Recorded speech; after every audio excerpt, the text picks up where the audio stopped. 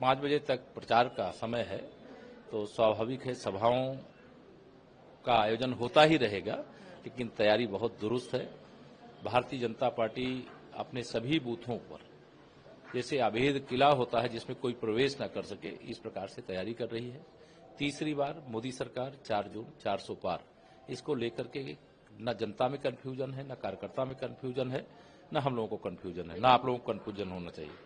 लेकिन यहाँ पर जो आपके जो विरोधी दल है उनको तो बड़ा कंफ्यूजन है। राहुल गांधी प्रधानमंत्री को बोल रहे हैं कि ये परमात्मा है जो ऊपर से टपक गए हैं। उनको मोदी फोबिया हो गया है। उनको सोते मोदी जी दिखाई देते हैं, जागते मोदी जी दिखाई देते हैं, दिन में मोदी जी दिखाई देते हैं, रात में मोदी जी दिखाई देते हैं। मोदी नाम ने उनको सबको व्याकुल कर दिया है। उनके हाथ से सत्ता चली गई है, अब सत्ता उनके हाथ में आने वाली नहीं है। इस परेशानी से दोनों शहजादे परेशान हैं। और जहां तक मेरी जानकारी है, सपा कांग्रेस का गठबंधन 0 पर आउट हो रहा है। लेकिन अखिलेश जी तो कह रहे हैं अगर संविधान बचाना है, अगर देश को बचाना है, तो अब आप लोग सिर्फ रोटी कपड़ा मकान की बात नहीं है, महाझूठा श्री अखिलेश यादव जी को मैं कहना चाहता हूं, मेरे प्रधानमंत्री श्री नरेंद्र मोदी जी संविधान के पुजारी हैं, लोकतंत्र के ऐसे वह रक्षक हैं, और लोकतंत्र के मंदिर यानी भारत के संसद भवन में जो जैसे भगवान के मंदिर में शीश झुका देता है, वैसे माननीय नरेंद्र मोदी जी वहां शीश झुकाते हैं। बाबा साहब भीमराव अंबेडकर के संविधान के अनुसार उनके हर अधूरे स्वप्न को साकार करने का काम कर रहे हैं।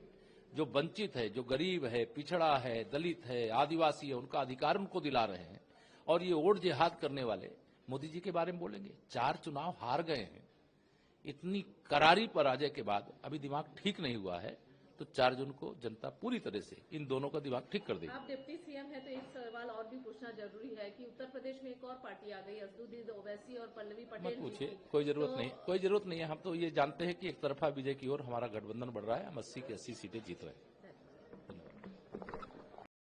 5 बजे तक प्रचार का समय है, तो स्वाभाविक है सभाओं का आयोजन होता ही रहेगा, लेकिन तैयारी बहुत दुरुस्त है।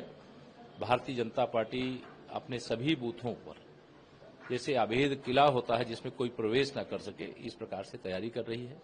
तीसरी बार मोदी सरकार 4 जून 400 पार, इसको लेकर के न जनता में कन्फ्यूजन है, न कार्यकर्ता में कन्फ्यूजन है, न हम लोगों को कन्फ्यूजन है, न आप लोगों को कन्फ्यूजन होना चाहिए। लेकिन यहाँ पर जो आपके जो विरोधी दल है उनको तो बड़ा कंफ्यूजन है। राहुल गांधी प्रधानमंत्री को बोल रहे हैं कि ये परमात्मा है जो ऊपर से टपक गए हैं। उनको मोदी फोबिया हो गया है। उनको सोते मोदी जी दिखाई देते हैं, जागते मोदी जी दिखाई देते हैं, दिन में मोदी जी दिखाई देते हैं, रात में मोदी जी दिखाई देते हैं। मोदी नाम ने उनको सबको व्याकुल कर दिया है। उनके हाथ से सत्ता चली गई है, अब सत्ता उनके हाथ में आने वाली नहीं है। इस परेशानी से दोनों शहजादे परेशान हैं। और जहां तक मेरी जानकारी है, सपा कांग्रेस का गठबंधन 0 पर आउट हो रहा है। लेकिन अखिलेश जी तो कह रहे हैं अगर संविधान बचाना है, अगर देश को बचाना है, तो अब आप लोग सिर्फ रोटी कपड़ा मकान की बात नहीं है, महाझूठा श्री अखिलेश यादव जी को मैं कहना चाहता हूं, मेरे प्रधानमंत्री श्री नरेंद्र मोदी जी संविधान के पुजारी हैं, लोकतंत्र के ऐसे वह रक्षक हैं, और लोकतंत्र के मंदिर यानी भारत के संसद भवन में जो जैसे भगवान के मंदिर में शीश झुका देता है, वैसे माननीय नरेंद्र मोदी जी वहां शीश झुकाते हैं। बाबा साहब भीमराव अंबेडकर के संविधान के अनुसार उनके हर अधूरे स्वप्न को साकार करने का काम कर रहे हैं।